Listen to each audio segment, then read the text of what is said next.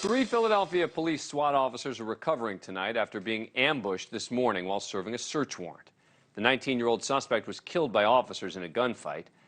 Sadly, it is the latest instance of violence against police, and it should have us all furious. Police say the ambush happened around 6:30 this morning as SWAT officers served a homicide warrant. As the officers approached the house, the suspect, 19-year-old Raheem Lee, shot at them through a door and a window. The officers continued to force their way into the home when they were hit. Tonight, we've got the radio communications from one of the officers as he called for help. We got two SWAT officers shot.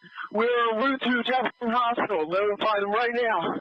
C-123, all right, let them know I'm shot in the hip, my partner shot in the leg. It's important to hear that, right? It's important to hear a human being who happens to be a police officer talk about being shot. A third officer was hit in the chest by a ricochet off his bulletproof vest.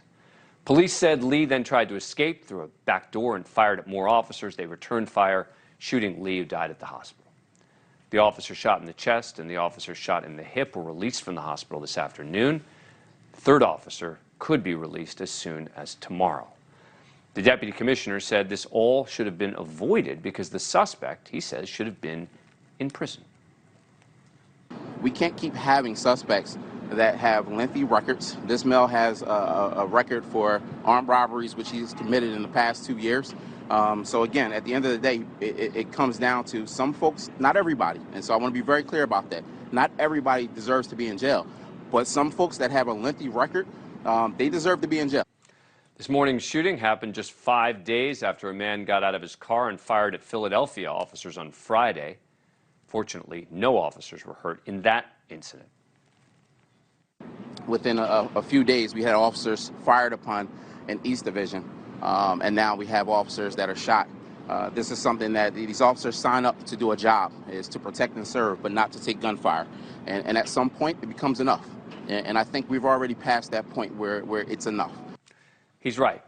This comes as Philadelphia's liberal district attorney, Larry Krasner, has been decriminalizing low-level offenses, ending cash bail, and instead focusing on what he calls police misconduct. And it seems it's leading to more crime in the city.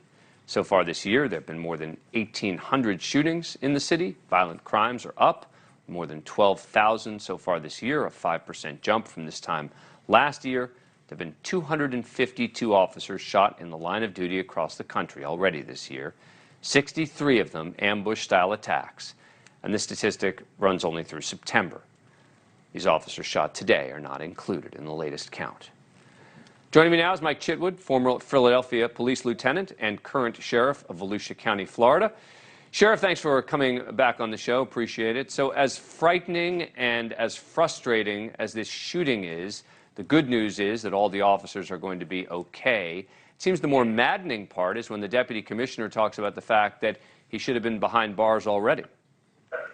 Yeah, Dan, what I know from all my friends there is he committed 2 gunpoint robberies.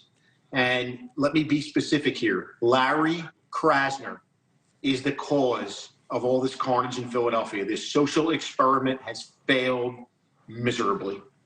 And, you know, we've been on this show before, sadly, talking about attacks on police officers.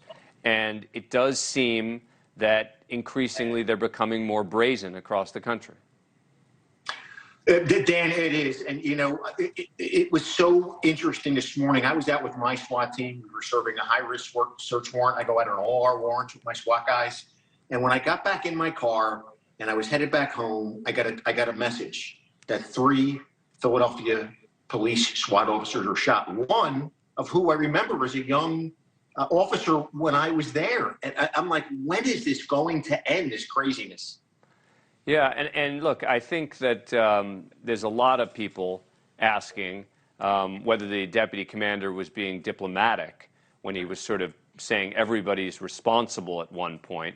But, you know, there is a sense in Philadelphia, and I think among law enforcement, and we're going to be talking about this in a moment with the former governor of New York, who's also getting frustrated with the recidivism that has been going on here, is the fact that it appears these people keep being released and keep doing it again. Dan, I know John, the deputy commissioner. He's a good man. He had to parse his words. The mayor was standing behind him. This has happened on the mayor's watch. There is no backing. These young men and young women are out there on the street. They are absolutely have no leadership. And you have a prosecutor that is more concerned with this social experiment. How about the families of the murder victims that don't get justice, the wounded officers? This has failed, and there's got to be a remedy here. What do you say to an officer who's involved in a shooting like this, right? Who survives a shooting, and then you have to sort of talk them back into coming back into duty? What's that conversation like? I'm going to quote Dan, a sergeant who I ran into a couple weeks ago when I went up to the Eagles opening game with my grandson. And I asked him, he's a 30-some-odd-year player. I said, how do you address these kids? He said, I tell them, put politics aside, put everything that's going on aside. There are people in this community that need you. They need you, and focus on that every single night you come to work. Sheriff Mike Chitwood, thank you. As always, appreciate it. Thank you for watching. Go to newsnationnow.com to find NewsNation on your cable provider. And don't forget to click the red subscribe button below to get more of NewsNation's fact-driven, unbiased coverage.